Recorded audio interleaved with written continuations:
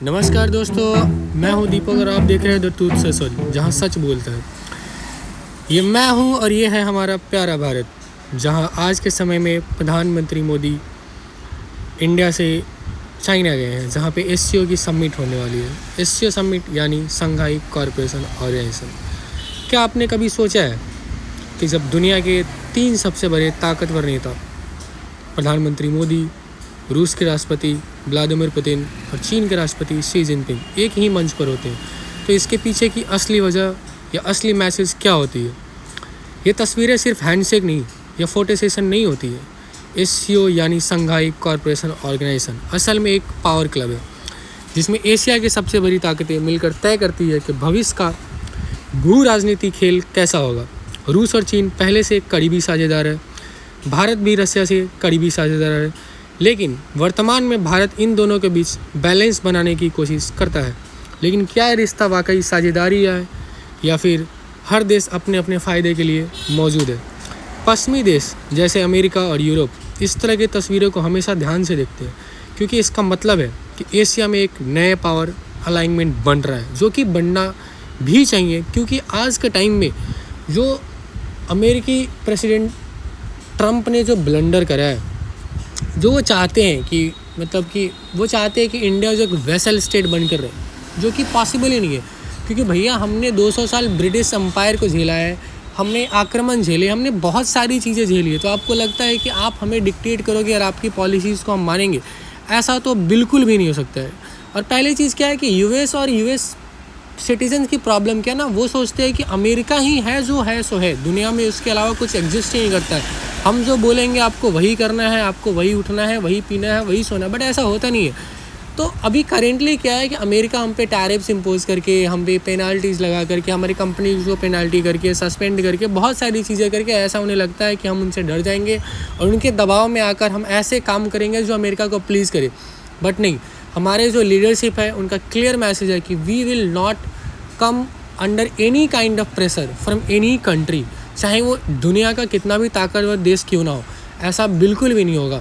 और अभी के टाइम में क्या हो रहा है कि एससीओ समिट में जो ये विजुअल्स निकल कर आए हैं, जहाँ पे मोदी पुतिन के हैंड्स को लेकर एक साथ जाते हैं, शी जिनपिंग से मिलते हैं और उनसे बातें करते हैं, एक क्लियर मैसेज है पूरे वेस्टर्न मीडिया को, वेस्टर्न यूरोप को, फुल्ली यूरोप को, अमेरिका को, जितने भी कंट्रीज़ आते हैं, जितने भी अलाइंस कंट्री है, नाटो के ग्रुप्स के जितने भी कंट्रीज़ आते हैं, उनको एक डायरेक्ट मैसेज है कि नहीं, इंडिया को आप फोर्स नहीं कर सकते और इंडिया के किसी भी फॉरेन पॉलिसी में आप ये डिक्टेट नहीं कर सकते कि भैया आपको किससे तेल खरीदना चाहिए, किससे तेल नहीं खरीदना चाहिए। आप मुझे ये नहीं बता सकते।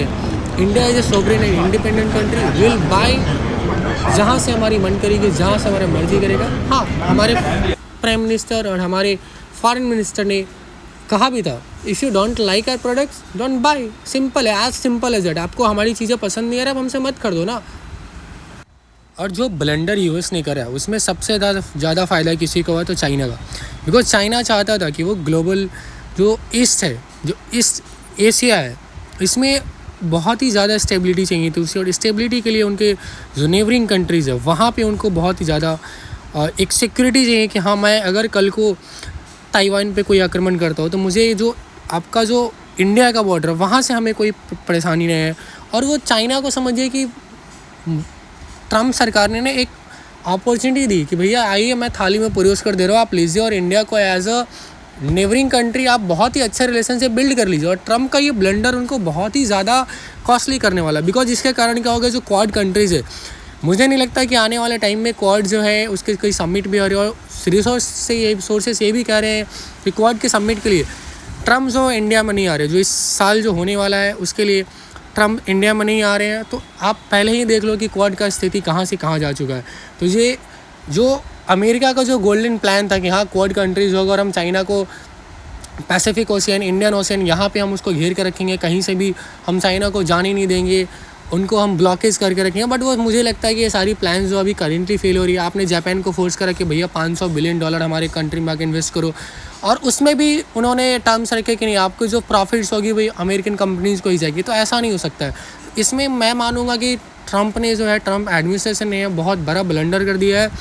और इस ब्लंडर को आप देखोगे तो इससे से जो फुटेज आ रही है उसको देखते हुए ट्रम्प के जो एडमिनिस्ट्रेटिव्स के कुछ लोग हैं, जैसे ट्रेड एडवाइज़र जो है बेसेंट, उन्होंने कुछ डैमेजेस को करने की कोशिश करी है, बट आप देख सकते हैं कि उन्होंने क्या क्या स्टेटमेंट दे रहा है। वीडियोस को आप पॉज करके उसको पढ़ सकते हो कि हाँ, इंडिया के जो है हमारे वैल्यूज़ बहुत ज़्यादा इंडिया से मिलते हैं, हमारा ट्रेड अच्छा था, ये है वो है भैया। हाँ, basically we were a good friend, हमारा बहुत ही अच्छा ट्रेड चलता है आपसे।